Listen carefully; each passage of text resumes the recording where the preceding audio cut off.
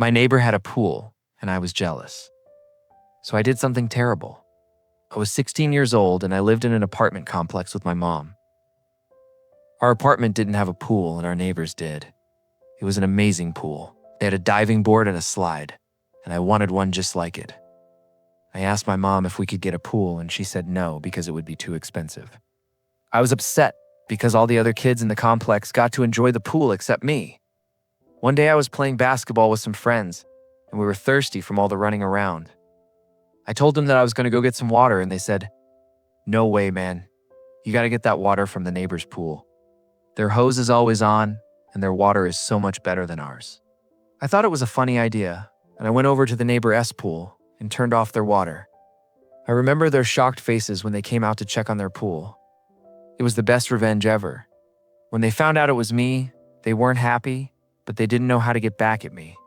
A few days later, I was outside playing and I heard splashing. I turned around and saw the neighbor's kid in my pool. I was so mad.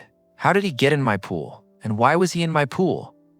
I ran over and started yelling at him, and he just kept smiling and said, "I bet you're hot and you don't even know it." Then he started splashing me. I was furious, and I wanted to get back at him, but I couldn't think of a good idea. Then I remembered the water. I ran to the hose and turned it off while he was in the pool, started screaming for help, and I just stood there laughing. I felt bad for him, but not enough to turn the water back on. His dad came running over and started yelling at me, but I wasn't scared. I stood my ground, and he ended up calling the cops. The cops came and asked what happened, and I told them the whole story. The neighbor was furious, but the cops said it was my property and I could do whatever I wanted. Plus, he shouldn't have been in my pool in the first place. The neighbor tried to argue, but the cops left us alone.